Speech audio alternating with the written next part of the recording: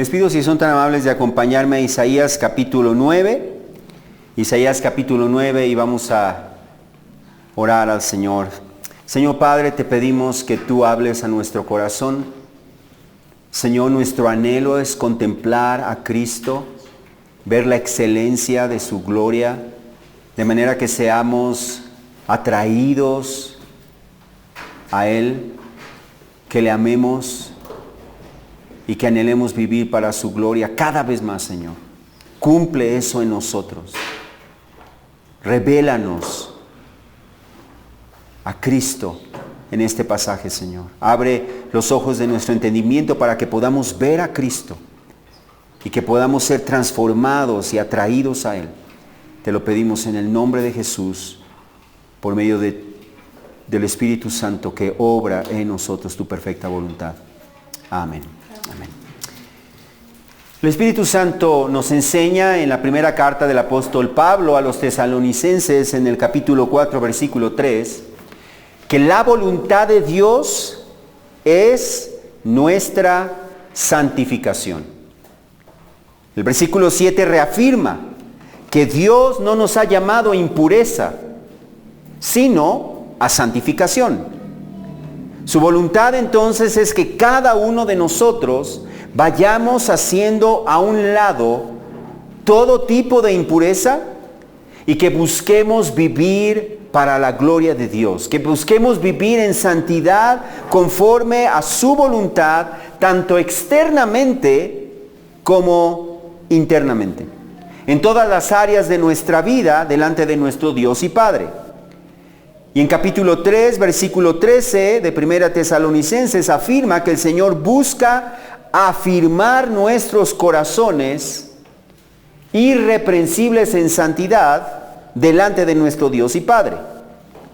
Por eso entonces el apóstol Pablo, escribiendo a los romanos, en capítulo 15, versículo 4, señala que todo lo que fue escrito en tiempos pasados, refiriéndose a las escrituras del Antiguo Testamento, ha sido escrito para nuestra enseñanza, a fin de que por medio de la paciencia y del consuelo de las Escrituras tengamos esperanza. Por eso 1 Corintios 10, versículos 6 al 10 nos dice que las cosas que le sucedieron al pueblo de Israel en el Antiguo Testamento sucedieron como un ejemplo para nosotros, a fin de que no codiciemos lo malo como ellos lo codiciaron, que no seamos idólatras como fueron algunos de ellos, ni forniquemos como algunos de ellos fornicaron, ni provoquemos al Señor, ni murmuremos como algunos de ellos murmuraron. Y en el versículo 11 concluye diciendo que estas cosas le sucedieron como ejemplo y fueron escritas como enseñanza para nosotros, para quienes ha llegado el fin de los siglos. Por lo tanto, cuando leemos el Antiguo Testamento, debemos aprender del ejemplo de Israel. Estamos en una escuela, en la escuela del Señor, y podemos aprender a través de su ejemplo para no cometer los mismos errores. Como ya hemos visto, el pueblo de Dios había convertido su caminar con Él en una religión vana de actos meramente externos de adoración, mientras que vivían en su vida personal desobedeciendo al Señor. El reino de Israel y el reino de Judá se habían vuelto sordos, se habían vuelto ciegos, se habían vuelto insensibles y duros de corazón. Y por eso el Señor iba a traer su castigo sobre ellos, destruyendo a los que se negaban a arrepentirse y trayendo al arrepentimiento a un remanente. No a todo el pueblo, porque no todo Israel, dice el apóstol Pablo, en realidad es el pueblo de Dios.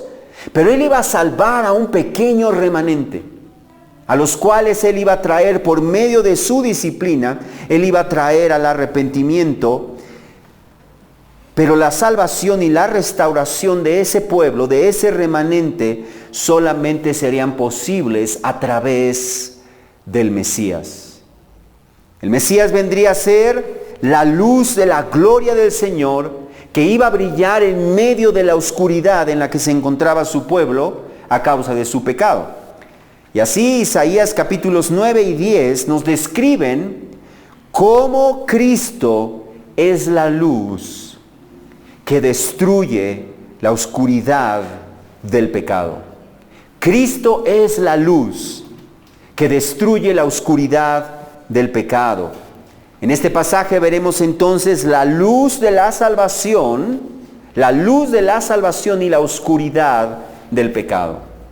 Comencemos entonces con la luz de la salvación, el lado positivo de la moneda. Nuestro pasaje comienza diciéndonos, en el versículo 1, en la primera parte, pero no habrá más melancolía para la que estaba en angustia. No habrá más melancolía para la que estaba en angustia. Notemos cómo el versículo 1 comienza con la palabra pero, la cual nos dirige automáticamente a lo que el Señor había dicho en el pasaje anterior. El capítulo 8 termina en el versículo 22 diciéndonos que a causa de su obstinada desobediencia, los pecadores de Israel y de Judá mirarán hacia la tierra y verán tribulación y tinieblas, lo sombrío de la angustia, y serán lanzados a la oscuridad. Así terminó el pasaje anterior, pero el Señor iba a hacer una diferencia. Ellos iban a ver esa oscuridad porque el Señor iba a traer al ejército asirio como un poderoso e implacable río, comparándolo con un poderoso e implacable río que arrasaría con todo a su paso, trayendo destrucción, miseria, cautividad y exilio sobre el reino del norte, el reino de Israel, pero también inundando hasta el cuello al reino de Judá. De esta manera, la tierra de Emanuel quedaría sumida en tribulación, sumida en angustia, en tinieblas, total oscuridad bajo el juicio del Señor a causa de su pecado y de la falta de arrepentimiento. Pero entonces el versículo 9 en su primera parte comienza anunciando un cambio, diciendo no habrá más melancolía para la que estaba en angustia. No habrá más melancolía para la que estaba en angustia. La segunda parte del versículo 1 añade que en tiempos pasados Él trató con desprecio a la tierra de Zabulón y a la tierra de Neftalí. Ahora bien, si nosotros miramos el mapa, las tierras de Zabulón y de Neftalí eran los territorios más al norte del reino de Israel. Los más al norte. El Señor las trajo con desprecio. El Señor dice allí que las trató con desprecio porque fueron las primeras en experimentar la invasión asiria. En el año 732 llegó el imperio asirio y entró por el norte, llevando al exilio a la gran mayoría de los habitantes de Zabulón y de Neftalí. De esta manera, las tierras de Zabulón y Neftalí en el reino de Israel fueron las primeras en quedar sumidas en una total oscuridad bajo el juicio del Señor. Pero el Señor prometió que no habrá, dice allí, no habrá más melancolía, tristeza, angustia para la que estaba en angustia. Con estas palabras el Señor estaba prometiendo que Él traería salvación y que Él traería restauración para el remanente de su pueblo. En la tercera parte del versículo 1, el Señor anunció, pero después, la hará gloriosa por el camino del mar, al otro lado del Jordán, Galilea de los gentiles. La región de Galilea estaba situada precisamente en el territorio de las tribus de Zabulón y de Neftalí. Allí está Galilea. A lo largo de su historia siempre hubo una gran cantidad de gentiles viviendo en ese lugar, pero más aún cuando los asirios se llevaron cautivos a muchos de sus habitantes y entonces trajeron a una multitud de gentiles de naciones paganas del imperio asirio a habitar en toda esa región del reino del norte. Y por eso la llama Galilea de los gentiles. De esta manera entonces, el territorio de Galilea de los gentiles quedó todavía más sumido en la oscuridad. Pero el Señor prometió que Galilea de los gentiles sería la primera en experimentar la salvación del Señor, de modo que el Señor haría gloriosa esa tierra que en un tiempo estuvo sumida en la oscuridad. Pero ¿cómo sería esto? ¿Cómo sucedería esto? El Señor ilustra esta promesa en el versículo 2. Observa la ilustración: el pueblo que andaba en tinieblas ha visto gran luz. Ha visto gran luz. A los que habitaban en tierra de sombra de muerte, la luz ha resplandecido sobre ellos. Observa que mientras que ellos estaban sumidos en la oscuridad, rodeados, dice allí, de sombra de muerte, viviendo en sombra de muerte, sin que ellos hicieran absolutamente nada para cambiar su situación, de manera súbita, de manera inesperada, una gran luz resplandecería sobre ellos. Eso nos muestra que el Señor no iba a abandonar a su remanente en medio de esa sombra de muerte. Su remanente escogido sería salvado, porque el Señor haría resplandecer sobre ellos una gran luz que terminaría con su oscuridad, haciendo gloriosa su tierra. ¿Y cuál sería el resultado de esto? Observa el versículo 3. El versículo 3 señala: multiplicaste la nación, aumentaste su alegría, se alegran en tu presencia como con la alegría de la cosecha, como se regocijan los hombres cuando se reparten el botín. Eso significa entonces que aunque el remanente de su pueblo fuera sumamente pequeño, porque era un pequeño remanente, el Señor los multiplicaría. Y ellos se alegrarían tanto en la presencia del Señor como los agricultores al recibir una cosecha abundante. O como los soldados que al ir a la batalla salen victoriosos y se reparten un enorme botín. Así su corazón se llenaría de gozo, dice ahí, ante la presencia del Señor. El versículo 4 nos explica la razón por la que aquellos que estaban en oscuridad experimentarían un profundo gozo. Observa: porque tú quebrarás el yugo de su carga, el báculo de sus hombros y la vara de su opresor, como en la batalla de Madián.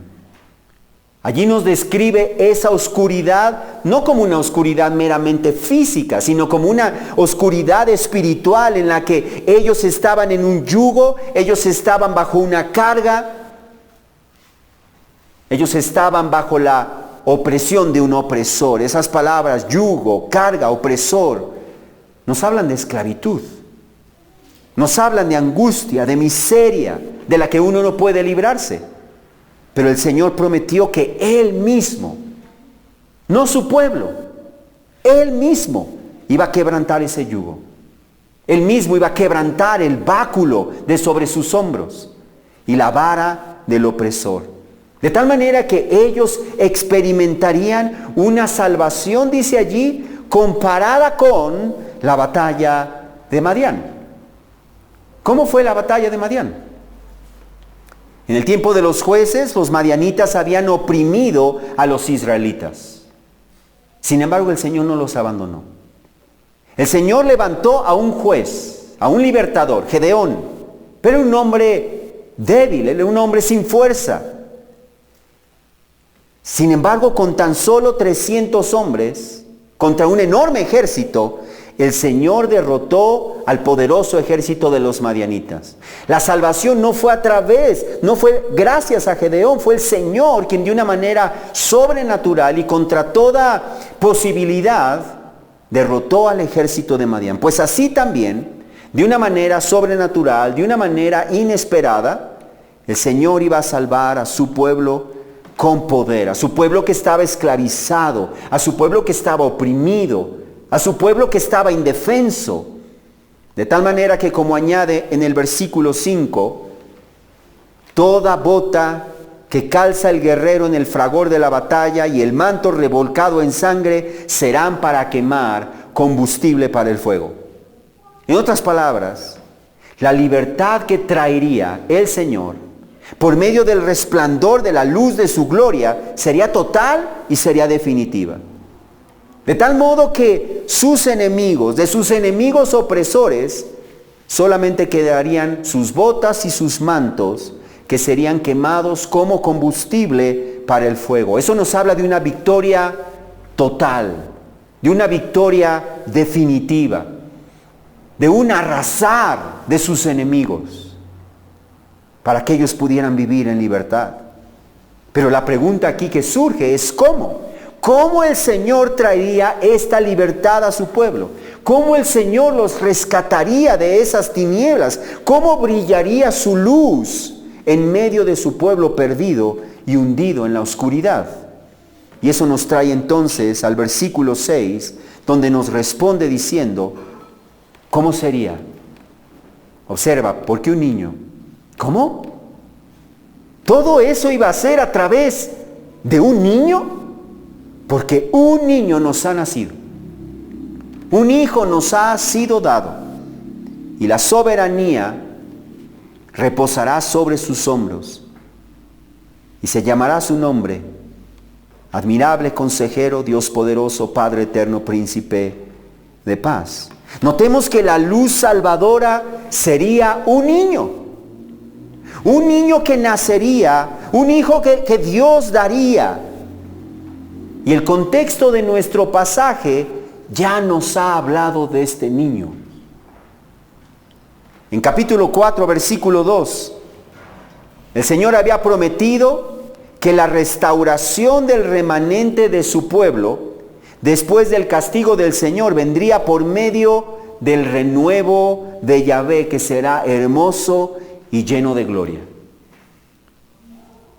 En capítulo 7, versículos 3 y 14, nos ha dicho que este niño nacería en la casa de David y que su nacimiento sería una señal tan profunda como el Seol o tan alta como el cielo.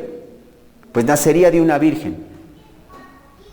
Y su nombre sería Emmanuel, que significa Dios con nosotros, sugiriendo que no se trataba de un simple mortal, sino de Dios con nosotros.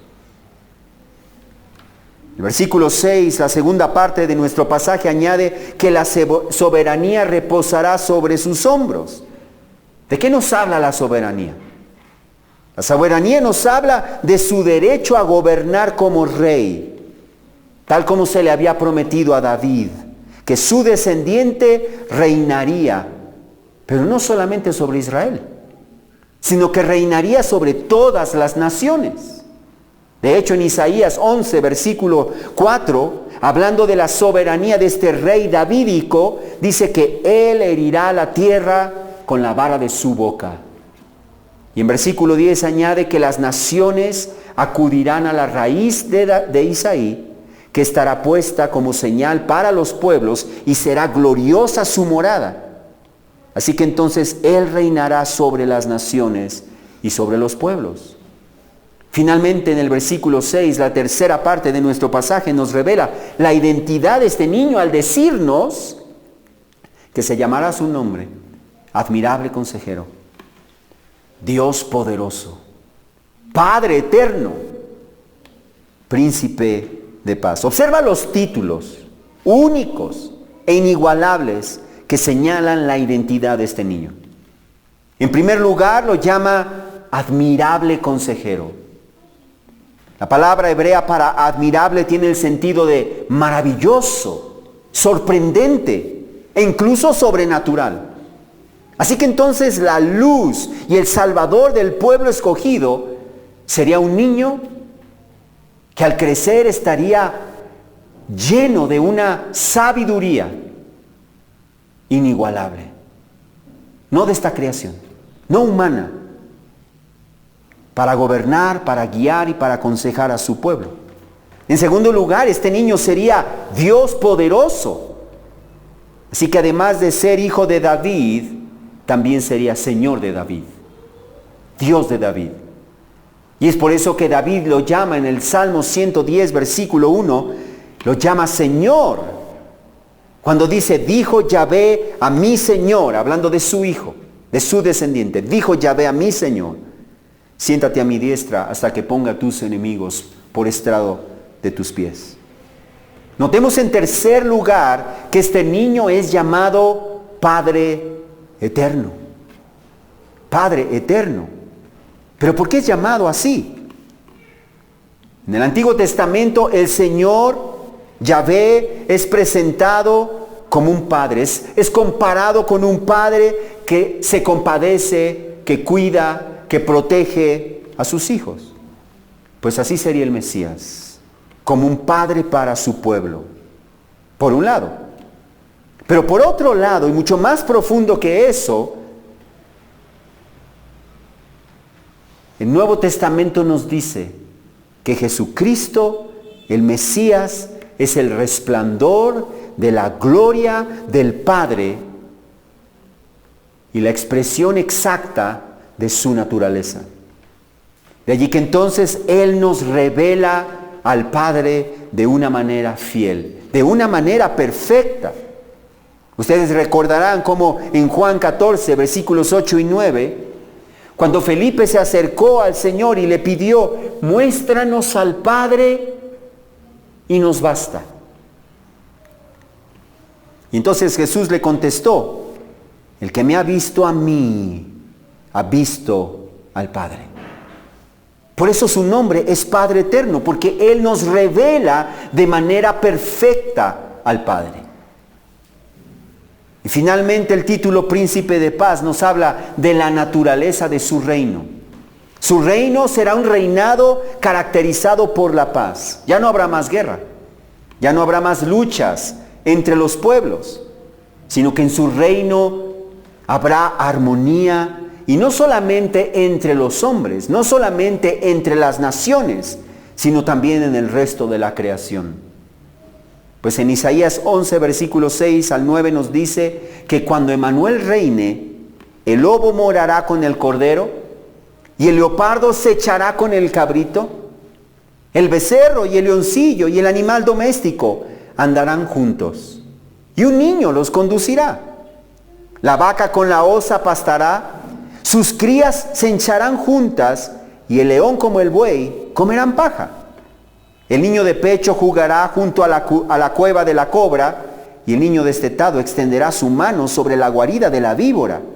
No dañarán ni destruirán en todo mi santo monte, porque la tierra será llena del conocimiento de Yahvé, como las aguas cubren la mar.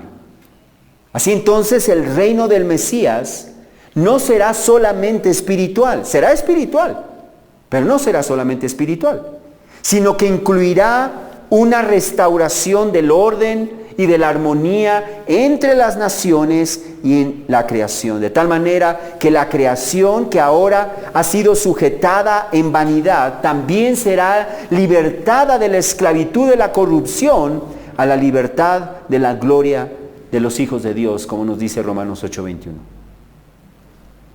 El versículo 7 de nuestro pasaje añade que el aumento de su soberanía y de la paz no tendrán fin, observa, sobre el trono de David y sobre su reino, para afianzarlo y sostenerlo con el derecho y la justicia desde entonces y para siempre. El celo de Yahvé de los ejércitos hará esto. Observemos cómo este niño se sienta sobre el trono de David para reinar en la tierra, sobre su pueblo y sobre las naciones y sobre la creación.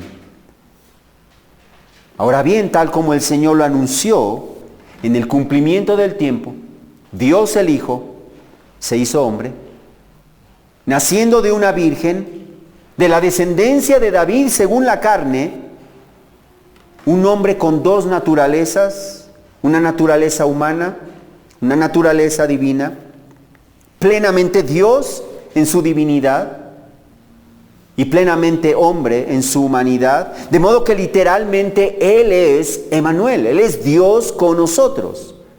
Y cuando Él se manifestó a Israel, la luz, literalmente la luz del Señor resplandeció en Galilea. En Galilea. Juan 1:9 nos dice que Jesucristo es la luz verdadera que al venir al mundo alumbra a todo hombre. Y por eso Mateo 4, versículos 13 al 16 nos dice que cuando Jesús salió de Nazaret y fue a vivir a Capernaum, que está junto al mar, en la región de Zabulón y Neftalí, para que se cumpliera lo que fue dicho por medio del profeta Isaías, cuando dijo: tierra de Zabulón y tierra de Neftalí, camino del mar al otro lado del Jordán, Galilea de los gentiles, el pueblo asentado en tinieblas vio una gran luz, y a los que vivían en región y sombra de muerte, una luz les resplandeció. Así que entonces el Señor cumplió de manera literal su promesa de levantar al renuevo, al hijo de David, pero Señor de David también, para salvar y restaurar al remanente de su pueblo, pero fíjate bien, pero también a un pueblo de entre los gentiles. Por eso comenzó con Galilea de los gentiles, porque su propósito no era solamente salvar al remanente de su pueblo Israel, sino formar un pueblo de entre todas las naciones, para la gloria de su gracia. El Señor había prometido en Isaías 49:6 que levantaría al Mesías, su siervo, para ser luz de las naciones, para que su salvación alcance hasta los confines de la tierra. Y gracias a esta bondadosa gracia que el Señor nos ha extendido, a nosotros que no somos judíos, a nosotros que, como dice en Efesios 2, versículos 12 y 13, estábamos separados de Cristo, excluidos de la ciudadanía de Israel, extraños a los pactos de la promesa, sin tener esperanza y sin Dios en el mundo, pero en Cristo Jesús hemos sido acercados por la sangre de Cristo. Por eso Jesús dijo en Juan 8, versículo 12, yo soy la luz del mundo, no solamente de su pueblo. Él es la luz del mundo, no una luz entre muchas, Él es la luz del mundo. De tal manera que el que me sigue, dijo Jesús, no andará en tinieblas, sino que tendrá la luz de la vida. Y por eso, en Juan 3:19 nos advierte que la luz vino al mundo, pero los hombres amaron más las tinieblas que la luz, porque sus obras eran malas. Por eso la gente no viene a Cristo, a menos que el Señor mismo rompa su rebelión, a menos que el Señor mismo cambie su corazón de piedra por un corazón de carne y los traiga a la fe en Jesucristo para salvación. Sin embargo, es una realidad que la gran mayoría del pueblo judío se ha negado a creer en Jesucristo como el Mesías de Dios. Pero este rechazo no será definitivo, porque Romanos 11, versículo 1 afirma: ¿acaso ha desechado Dios a su pueblo? De ningún modo. Y versículo 25 deja claro que a Israel le ha acontecido un endurecimiento parcial hasta que haya entrado la plenitud de los gentiles. Y una vez que haya entrado en el reino de Dios todos los gentiles que Dios determinó salvar, entonces todo Israel será salvo, hablando del remanente de su pueblo en el versículo 26. Pues poderoso es Dios para injertarlos de nuevo. Así que entonces Dios salvará y restaurará a Israel.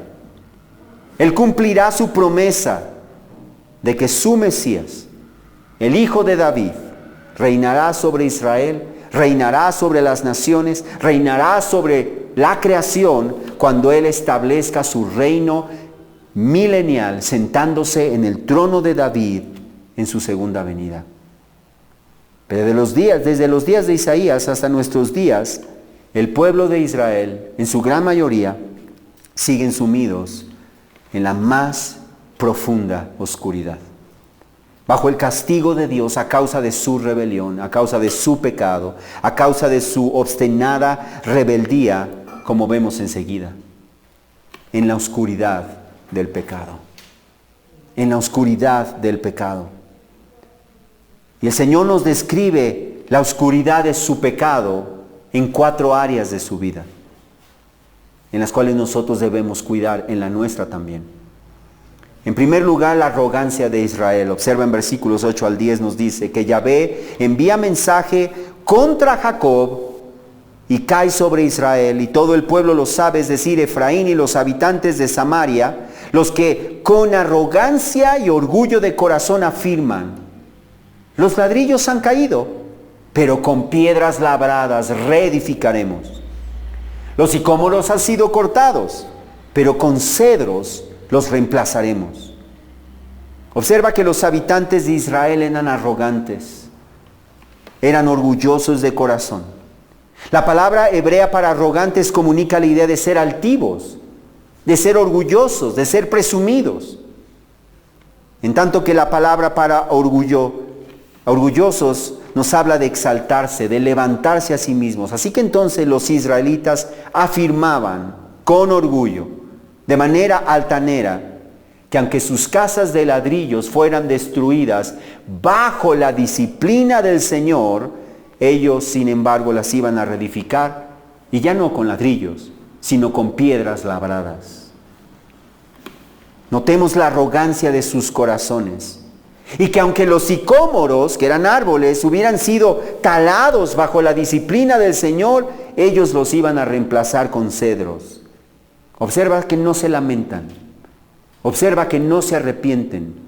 Observa que ellos no dejan que la disciplina del Señor cambie sus corazones. Ellos permanecen en la dureza de sus corazones, en la altanería de sus corazones. Ellos creen que son autosuficientes. Ellos creen que son independientes. Y ellos se muestran indiferentes. No dejan que la disciplina del Señor los lleve al arrepentimiento, y nosotros necesitamos tener cuidado. Cuando el Señor nos llama la atención, cuando el Señor nos disciplina, es para llamarnos a la santidad, es para llevarnos al arrepentimiento. Y muchos cristianos hacen a un lado eso y dicen: ya pasará este tiempo difícil. Y permanecen en su obstinación. Y por eso versículos 11 y 12 nos dicen: por tanto, Yahvé levanta adversarios de Rezín contra ellos e incita a sus enemigos, los arameos en el oriente, los filisteos en el occidente, que devoran a Israel a boca llena. Y con todo eso, no se aparta su ira, y aún está su mano extendida. ¿Te das cuenta? El Señor dice: voy a levantar enemigos por un lado, por el otro, por delante, por detrás, y van a devorarlos bajo su ira. ¿Y quién los va a librar de su mano extendida? Número 2, su renuencia a acercarse al Señor. No solo su obstinación en el pecado, sino su renuencia a acercarse al Señor. Observa en el versículo 13: pero el pueblo no ha vuelto a aquel que los hirió.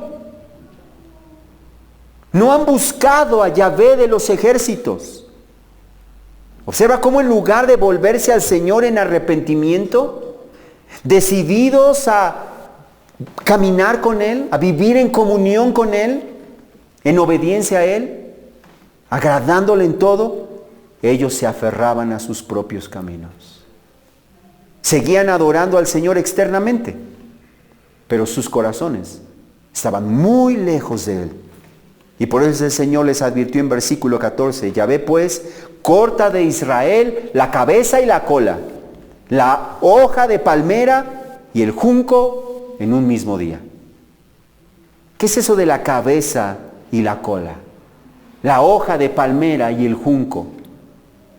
El Señor mismo nos explica en el versículo 15 a qué se refiere la imagen de la cabeza y la cola. Diciendo que el anciano venerable es la cabeza y el profeta que enseña la mentira es la cola. Así que entonces la cabeza y la cola era una manera de referirse a todos los líderes de Israel, desde el más alto hasta el más bajo. Desde el que va a la cabeza hasta el que va a la cola. Todos por igual. Desde el anciano respetable hasta el profeta que es comparado con la cola, porque enseñaba mentiras, moviéndose en sus enseñanzas de un lado para el otro como un perro mueve la cola. Así era el profeta. De allí que entonces la imagen de la hoja de palmera y del junco debe ir en este mismo sentido.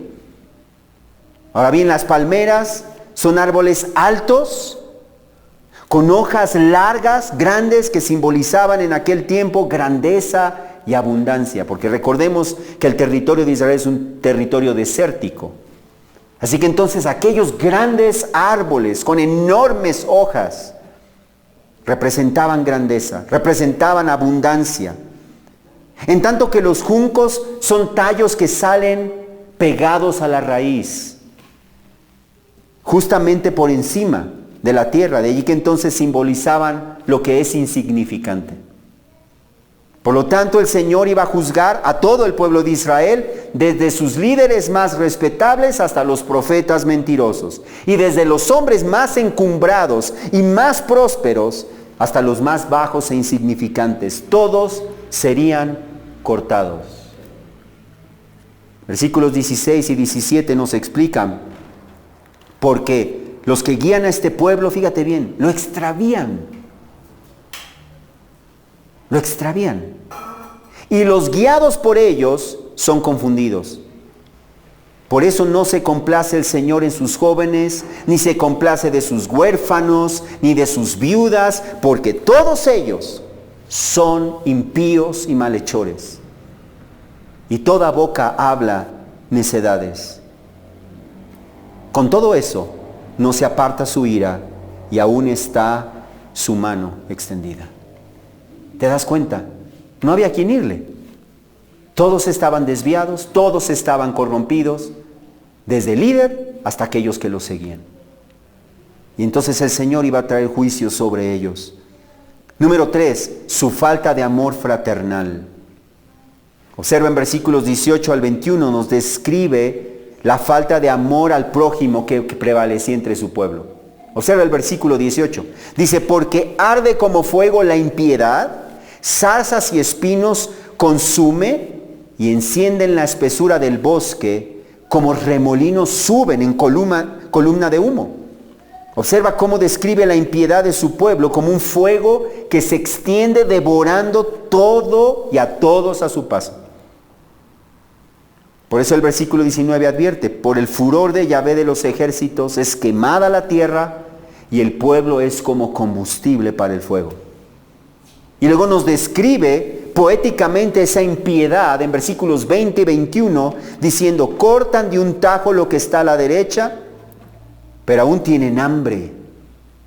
Comen lo que está a la izquierda, pero no se sacian. Cada cual come la carne de su propio brazo. Manasés devora a Efraín, Efraín a Manasés, y ambos están contra Judá. Con todo esto no se ha apartado su ira y aún está su mano extendida. Se devoraban unos a otros. Y número 4, su injusticia social en capítulo 10. Observa en versículos 1 y 2 del capítulo 10. El Señor confronta a su pueblo con su injusticia diciendo, ¡ay de los que decretan estatutos injustos y de los que constantemente escriben decisiones injustas para privar de justicia a los necesitados, para robar de sus derechos a los pobres de mi pueblo, para hacer de las viudas su botín y despojar a los huérfanos. Observa esa expresión, ay. Y como ya hemos visto antes, es un lamento ante el juicio certero de Dios que se aproxima. El juicio del Señor iba a caer sobre su pueblo rebelde. Y por eso el Señor llamó a su pueblo a reflexionar en lo que estaba haciendo. En versículos 3 y 4, preguntándoles, ¿y qué harán ustedes en el día del castigo? ¿Qué van a hacer? En la devastación que vendrá de lejos. ¿A quién huirán por auxilio? ¿Y dónde dejarán su riqueza? Solo queda encorvarse entre los cautivos o caer entre los muertos. Con todo eso, no se aparta su ira y aún está su mano extendida. Que aprendamos pues que el pecado solo nos hunde en una profunda oscuridad. Y nos hunde en una profunda oscuridad porque el Señor esconde el resplandor de su rostro de aquellos que viven desobedeciendo su palabra. El pecado persistente, el pecado sin arrepentimiento, hunde a los hombres en las tinieblas del juicio de Dios. Pero si el Señor ha brillado ya en nuestros corazones, si Él ya ha resplandecido, sacándonos del reino de las tinieblas y trasladándonos al reino de su luz admirable, entonces vivamos como hijos de luz, porque eso es lo que somos. Somos hijos de luz, por lo tanto vivamos como hijos de luz, andando en obediencia a su palabra, buscando agradarle en todo lo que hacemos, apartándonos cada vez más del pecado y despojándonos de todo peso que nos estorba para correr con paciencia la carrera que tenemos por delante, hasta que lleguemos a la ciudad celestial. Porque la voluntad de Dios es que ambicionemos serle agradables. La voluntad de Dios es nuestra santificación, que seamos cada vez más como Cristo, que pensemos cada vez más como Cristo, que Cristo sea el centro de nuestra vida, de tal manera que vivamos para aquel que murió y resucitó por nosotros para darnos salvación, libertad y vida eterna en su presencia. Vamos a orar. Padre, te damos gracias. Gracias, Señor. Qué inmenso gozo debe inundar nuestro corazón, como describe este pasaje, en tu presencia. Porque antes estábamos en tinieblas, vivíamos en la oscuridad, no podíamos salir.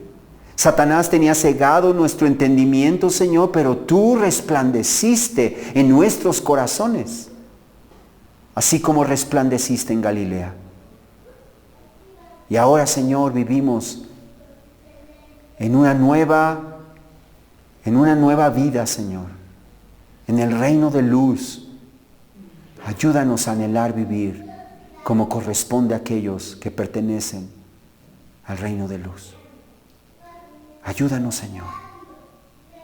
Tú eres el admirable consejero, el Dios poderoso, el Padre eterno, el príncipe de paz. Gobierna en nuestra vida, Señor, en todas las áreas de nuestra vida, que todas ellas estén sujetas bajo tu deseo, bajo tu voluntad, y que nuestra ambición sea hacerte agradables y vivir en santidad. Te lo pedimos en el nombre de Jesús, Dios. Amén.